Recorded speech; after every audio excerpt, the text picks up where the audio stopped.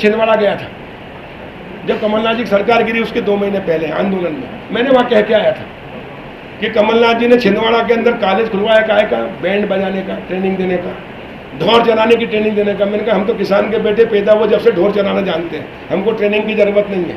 पर ये कांग्रेसी जो है चांदी की चम्मच में पैदा हुए हैं, और इसलिए कमलनाथ जी के पूरे कांग्रेसी इकट्ठे होंगे और यहीं आकर ढोर चलाएंगे और बैंड बजाएंगे, जिसका नेतृत्व कमलनाथ जी करेंगे, अब जीवन में सरकार में नहीं आएंगे। और दूसरा, शिवराज सिंह चौहान जी ने 25-25 हज़ार रुपये हर ग्राम पंचायत में भजन मंडली के लिए दिए थे। कमलनाथ जी ने मुख्यमंत्री बनने के बाद सबसे पहला ऑर्डर किया, सारा पैसा वापस बुलाया और मुख्यमंत्री निवास में 58 करोड़ रुपए लगाया। मैंने गांव वालों से कहा हुआ छिंदवाड़ा में, मैंने कहा बताओ भजन मंडली का पैसा मुख्यमंत्री निवास में लगा दे, चैन से रह सकता क्या मुख्यमंत्री निवास में कमलनाथ? बोले नहीं रह सकता, और वो हट गया। लोगों की दुआओं में बहुत ताकत होती है और बद्दुआ में भी बहुत ताकत होती है। कमलनाथ जी को बद्दुआएं लगी, वो फुटपाथ पे आ गए, और शिवराज सिंह जी को दुआएं लगी, वो वापस मुख्यमंत्री बनकर और श्याम लाइन्स पर रह रहे हैं और जनता की सेवा कर रहे हैं। अभी कल्पना करो कि कोरोना में और इस बाढ़ में और इस आपत्ति में कमलनाथ जी मुख्यमंत्री होते तो न गांव बचते, न किसान बचता, न खेती बचती, न लोग बचते। वो हाईफाई करते रहते। मैं कह रहा हूँ ना, देखिए मैं बता रहा हूँ, किसान की खेती घाटे का धंधा है, मैं भी किसान, और इसलिए सरकार का दायित्व होना चाहिए कि किसान को संबल दे, अच्छा बीज, अच्छा खाद, अच्छी दवाई और उसको उचित मूल्य मिले। इसलिए प्रधानमंत्री नरेंद्र मोदी जी ने किसान की आय 2 गुना करने का जो संकल्प लिया है, हमने मॉडल मंडी एक्ट बनाया है। अब किसान मजबूर नहीं होगा बल्कि मजबूत बनेगा हमारे नियमों के कारण। अब किसान, मैं बता रहा हूँ, किसान की जब फसल आती है तब मंडी में एकदम बाढ़ आ जाती है। व्यापारी होते हैं कम, माल होता है ज्यादा, मांग होती है कम, पूर्ति होती ज्यादा, तो भाव डाउन हो जाते हैं। और इसलिए कि जैसे किसान का माल व्यापारी के गोडाउन में आया, वेयर हाउस में रखाया, वो स्टॉक करते हैं, वही 2 रुपए का प्याज 40 रुपए में बाजार में बिकता है, वही 4 रुपए का टमाटर 40 रुपए 50 रुपए में बिकते हैं। तो बिचौलिए कमाते हैं, अभी तक बिचौलिए कमाते रहे, लेकिन अब बिचौलियों को हम अलग कर रहे हैं और किसान को आत्मनिर्भर बना रहे हैं। अब किसान मजबूर नहीं बल्कि मजबूत होगा, खेती भी करेगा, व्यापार भी करेगा, वो वेयर हाउस डालेगा, वे cold storage, food processing plant, उसके लिए उसको बिना ब्याज के 1% ब्याज पर हम ऋण दे रहे हैं। किसानों के समूह बनाकर खेती करा रहे हैं, कॉन्ट्रैक्ट खेती करा रहे हैं, ताकि खेती लाभ का धंधा बने और जो बिचौलिए कमाते थे वो किसान कमाए, ऐसी व्यवस्था कर रहे हैं। और किसान पे अगर कोई संकट आता, प्राकृतिक आपदा, बाढ़, अतिवृष्टि या कीट का प्रकोप होता है, तो उसको हम प्राकृतिक आपदा मान के RBC 6.4 में भी राहत दे रहे हैं और बीमा भी दिला रहे हैं। ये देश में पहली बार किया कमलनाथ जी ने कि RBC 6.4 में राहत नियम है कि ट्रेजरी में कलेक्टर देगा, तत्काल राहत मिलेगी, उसमें भी 25% दिया।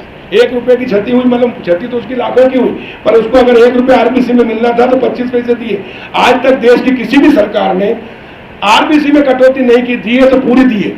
हमने 5-5, 5.5 हज़ार करोड़ बांटे हैं, लेकिन कमलनाथ जी ने 25% दिया और दिए ही नहीं, पिछली बार का भी नहीं दिया। और इसलिए धोखेबाज सरकार रही है, धोखेबाज कांग्रेस रही है। इसलिए अब किसान एक बार धोखे में आ गया, गरीब अब जीवन में कभी नहीं आएगा। इसलिए हमेशा के लिए कांग्रेस खत्म और भारतीय जनता पार्टी किसानों को, गरीबों को उभारे। हम गरीबों को मकान बना के दे रहे हैं, वो देना था हमको 6162 करोड़ के आसपास, तो 1563 करोड़ का घाटा भी किसानों को किया।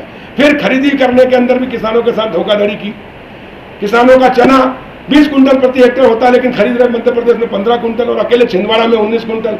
वो तो मैं ज्योतिरादित्य सिंधिया जी का फिर 6 मंत्रियों 22 विधायकों का धन्यवाद करता हूँ कि उन्होंने शिवराज जी को मुख्यमंत्री बना दिया, मुझे कृषि मंत्री बना दिया। और इसलिए हमने 15 से 20 किया और 13 कुंटल प्रति हेक्टेयर से सरसों 20 कुंटल की, उससे 1000 करोड़ का हमने उनको फायदा दिया। नहीं तो उनके साथ फिर धोखा। सिर्फ 19 कुंटल छिंदवाड़ा में पूरे प्रदेश। इसलिए कमलनाथ जी सिर्फ छिंदवाड़ा के मुख्यमंत्री थे, प्रदेश के नहीं थे। शिवराज सिंह जी मुझे मध्य प्रदेश के मुख्यमंत्री हैं। और इसलिए जो उपचुनाव है, 27 जगह उपचुनाव होना है, इसमें कांग्रेस जनता का सामना नहीं कर पाएगी, कमलनाथ जी किसानों का सामना नहीं कर पाएंगे। एक एक चीज का हिसाब देना होगा। बताएं कि आपने 75% क्यों किया, जवाब दो कमलनाथ। आपने किसानों का 18 का बीमा क्यों नहीं दिया, 15 महीने तक मुख्यमंत्री रहे, जवाब दो। 19 का क्यों नहीं दिया, जवाब दो। कर्जा माफ करने का आपने ऑर्डर कर दिया, दस्तखत कर दिया, प्रमुख सचिव से ऑर्डर निकला, प्रमाण पत्र दिए, उन पर क्यों नहीं किए, जवाब दो। जवाब देना होगा, और नहीं तो संन्यास लो, घर जाओ। राजनीति करने का तुमको कोई नैतिक अधिकार नहीं है। कांग्रेस तो पूरी खत्म। एक बार आप धोखा देकर जीत सकते हो, अब जीवन में कभी नहीं। और भाजपा जो कहती है वो करती है, सबका साथ सबका विकास और सबका विश्वास जो प्रधानमंत्री जी का नारा उसको हमने चरितार्थ किया।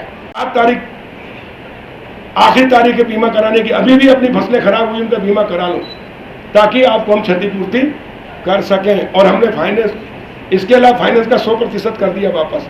मेरे पास भी आया था प्रस्ताव वित्त विभाग का कि मध्य प्रदेश की सरकार की हालत ठीक नहीं है, आर्थिक स्थिति, इसलिए इसके अलावा फाइनेंस 75% कर दिया जाए।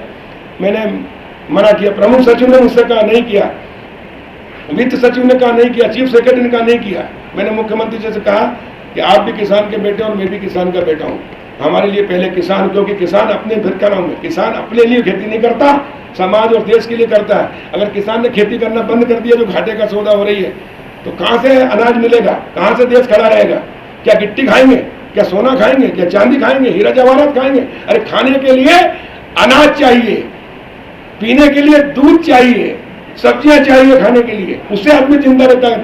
दाल चावल गेहूं, और वो अनाज पैदा करता है सिर्फ और सिर्फ किसान। और इसलिए किसान जिंदा रहेगा तो देश जिंदा रहेगा, हम जिंदा रहेंगे। और इस किसान को जिंदा रखना हमारा कर्तव्य और दायित्व हमको निभा रहे हैं। और कांग्रेस ने, कमलनाथ जी ने किसान को मारा है, किसान के साथ धोखाधड़ी की है, किसान को बर्बाद किया है। और इसलिए किसानों के साथ बर्बाद करने वाले, धोखाधड़ी देने वाले अब जनता के बीच में जा नहीं सकेंगे और टिकेंगे नहीं। और इसलिए किसान इनको सबक सिखाएगा। दूसरे योजनाएं कम करना पड़ी करेंगे, लेकिन गरीबों के लिए और किसानों के लिए सरकार के पास पैसे की कोई कमी नहीं है। जितनी भी क्षति हुई है, जिनके झोपड़ी गिरी उसकी झोपड़ी बना के देंगे, जिनके मकान ध्वस्त हुए उनके मकान बना के देंगे, जिनकी दीवारें गिरी उनकी दीवार का पैसा देकर पूरा हो रहा है। त्वरित हम काम कर रहे हैं। और जिनके पास हर बार रूप में आते हैं उनको नई जगह व्यवस्थापन करके परमानेंट उनको पकड़ करके सो रहे हैं कि कभी जीवन में बाढ़ न आए, ऐसी व्यवस्था भी हम कर रहे हैं।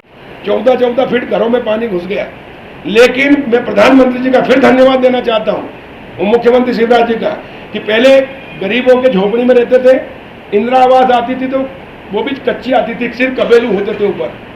लेकिन मुख्यमंत्री शिवराज जी ने, जब राजस्व मंत्री था, हमने मालिकाना हक दिया था भूमि का, आबादी का, और उसको पट्टे देकर उसको 1 लाख रुपए का लोन दिलाकर मुख्यमंत्री आवास योजना बनाई थी, जिससे पक्के मकान बनना शुरू हुए। उसी मॉडल को मोदी जी ने लेकर पूरे देश में लागू किया प्रधानमंत्री। इस बाढ़ में गरीब लोग जो पक्के मकान मुख्यमंत्री आवास और उसमें रहते थे, उनका नुकसान नहीं के बराबर हुआ। सिर्फ आटा सामान गिला हुआ, बिस्तर गिले हुए, लेकिन मकान नहीं गिरा, वो सुरक्षित रहे। लेकिन जो झोपड़ी थी वो पूरी धराशायी हो गई, यानी इंदिरा आवास थे वो सब ध्वस्त हो गए। तो ये काम किया है पक्के मकान बनने का, और हम पक्के मकान बनाएंगे। लेकिन अब हमने निर्णय लिया है कि पक्के मकान डूब क्षेत्र में नहीं बनाएंगे, हम उनको ऊंची जगह ले जाएंगे, उनको पट्टे देंगे, नियमों में संशोधन करके देंगे, शिथिल करके देंगे, और फिर मकान बनाएंगे ताकि कभी भी वहाँ बाढ़ ना आए।